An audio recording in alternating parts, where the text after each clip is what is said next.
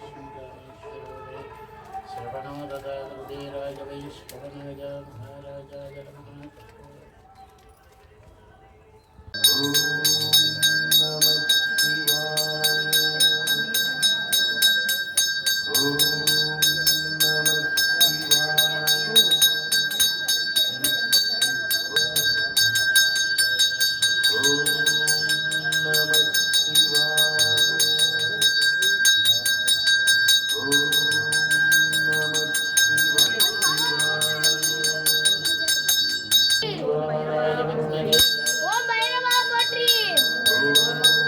ஓம் பைரவா போற்றி. ஓம் பைரவா போற்றி.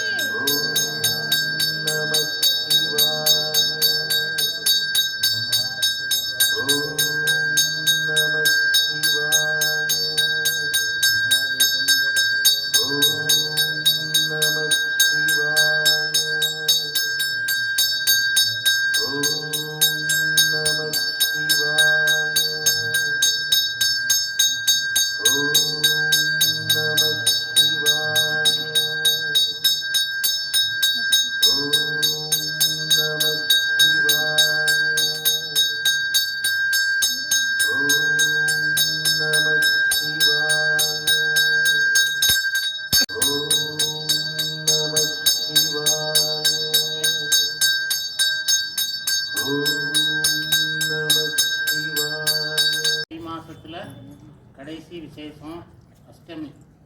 இதுக்கப்புறம் பார்த்தீங்கன்னா நமக்கு சனிக்கிழமை சனி பிரதோஷம். இந்த தடவை வர்றது சனி பிரதோஷம். அதுக்கு அடுத்த நாள் வர்றது மகா சிவராத்திரி ஞாயிற்றுக்கிழமை பார்த்தீங்கன்னா 4 காலமும் விடிய பூஜையாகும். 6:30 மணிக்கு ஒரு பூஜை. 6:30 மணிங்கிறது நீங்கள் சரியாக 6:30 மணிக்கு வந்தால் லேட் ஆகிடும். நாங்கள் 5:30க்கே ஆரம்பிச்சிடுவோம். 5:30க்கு ஆரம்பித்தாதான் 6:30க்கு அபிஷேகம் பண்ணி முடியும்.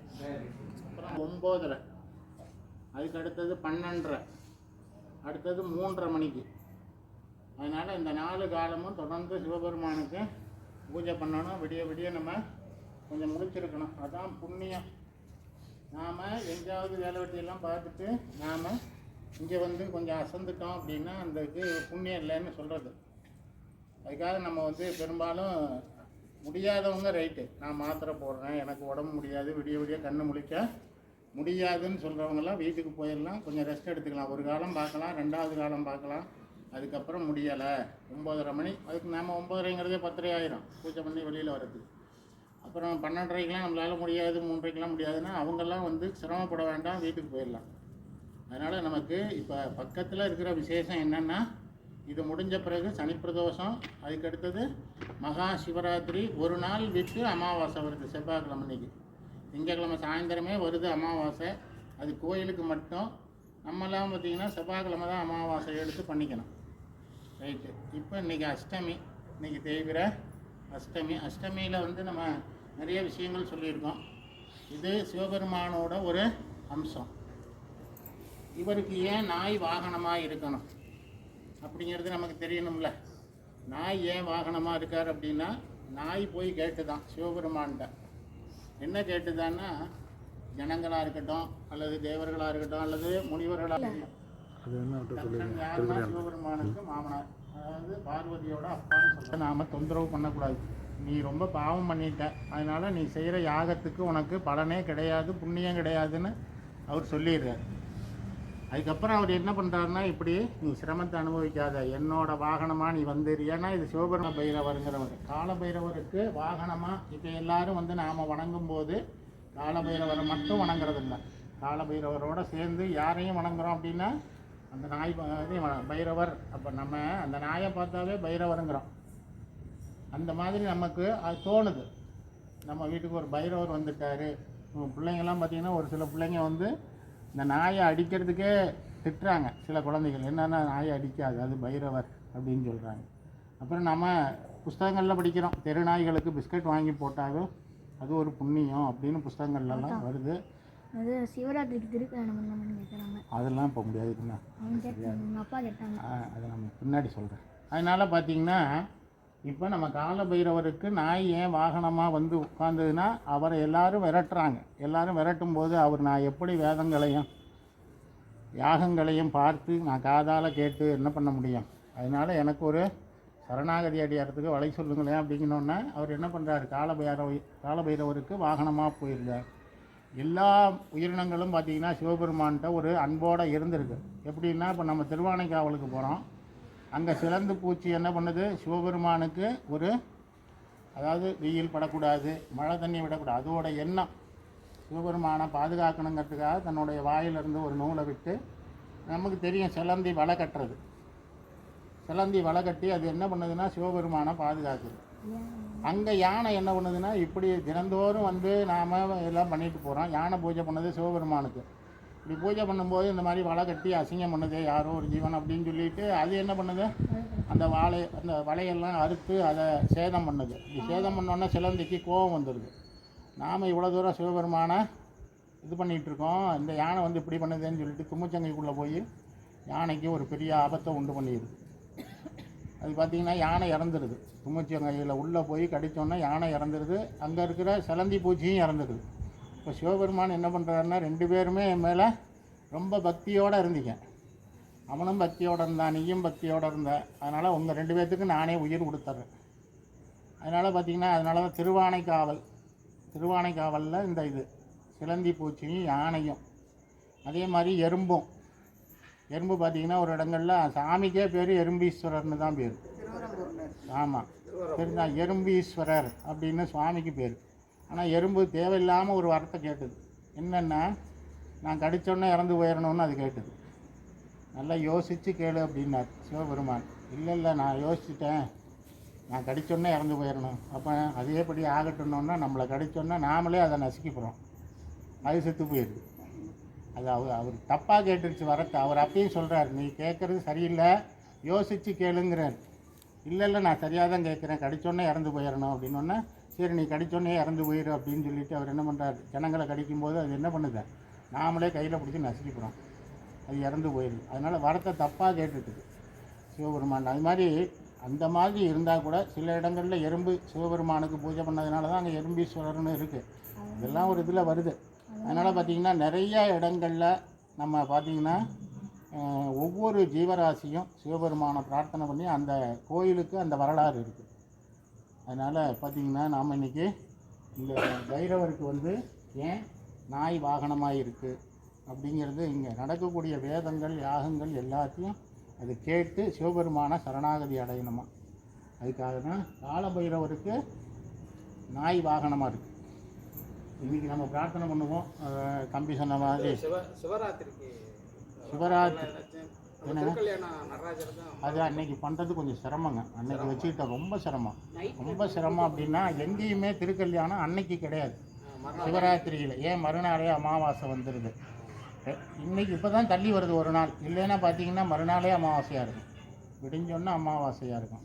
அந்த மாதிரிலாம் நடக்கும்போது நம்ம உடனே பண்ணுறது அன்னைக்கு முடியாது. ரகர மகாதேவா, தென்னாடுடைய சிவனே போற்றி, எந்நாட்டவர்க்கும் இறைவா போற்றி, ஏகம்பத்துரை எந்தாய் போற்றி, பாகம் பின்னொரு ஆனாய் போற்றி, காவாய் கனகத்திரளே போற்றி, கைலை மலையானே போற்றி போற்றி. ஓம் சுக்லாம் பரதரம் விஷ்ணம் சசிவர்ணம் சதுர்புஜம் பிரசன்னவதனம் தியாயேத் சர்வ விக்ன உபசாந்தயே.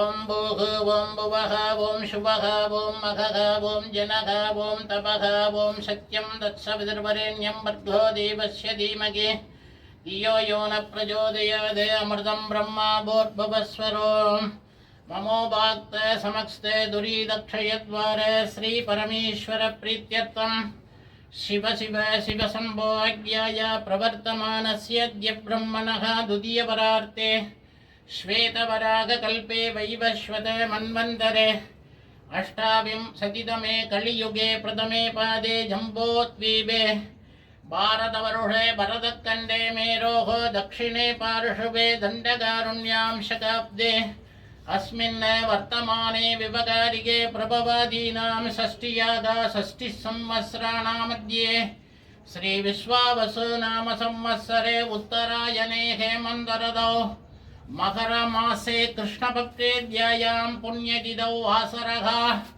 इंदुवासर संयुक्तायां अष्टमी तिथियायां शुभनक्षत्र शुभयोग शुभकरण एवं गुण सकल विशेषेण विशिष्टायाम् अस्यायां जन्मनक्षत्रे जन्मरासौ जातस्य नामनक्षत्रे नामरासौ जातस्य शुभनक्षत्रे अष्टमी भक्तर्गळ नामधेयस्य षडकुटुम्बानां क्षेमस्थैर्य वीर्य विजयायुल्लारोग्य ऐश्वर्याभिवृद्ध्यर्थमायुल् सत्सन्तान सौभाग्य इष्टकाम्यात्यर्थं आदित्यादि नवग्रहाणां नक्षत्राणां सकलदोषपीडानिवारणार्थ्यर्थम् आरोग्यदृढगात्रसिद्ध्यर्थम् आयुर्लभिवृद्ध्यर्थं धर्मार्थकाम्यमोक्षचतुर्विधफलपुरुषार्थसिद्ध्यर्थं विद्या தொழில் வியாபார காரிய அனுகூல சித்தியர்த்தம் शीघ्रमेव उद्योग प्राप्त्यर्थं शीघ्रमेव विवाह शुभमुहूर्त सिद्ध्यर्थं शीघ्रमेव पुत्रभाग्य सिद्ध्यर्थं शीघ्रमेव धनं धान्यादि अभिवृद्ध्यर्थं शीघ्रमेव सकल कार्य अनुकूल सिद्ध्यर्थं कालभैरवमूर्ति प्रसाद सिद्ध्यर्थं कालभैरवमूर्तिपादारविन्द योग अष्टोत्तर बिल्बदल पूजा मध्य करुष्येवं तत्पुरुषाय विद्महे महादेवाय धीमहि तन्नो शिवः प्रचोदयात् ओम भवश्वदेवसुधाय नमः ओम सर्वश्वदेवसुधाय नमः ओम ईशानश्वदेवसुधाय नमः ओम शुभदोर्देवश्वदेवसुधाय नमः ओम उग्रश्वदेवसुधाय नमः ओम रुद्रश्वदेवसुधाय नमः ओम भीमश्वदेवसुधाय नमः ओम मगधोर्देवश्वदेवसुधाय नमः ओम महादेवाय नमः कालभैरवमूर्ति नमः नानाविध परिमलपत्र पुष्पाञ्जलिं समर्पयामि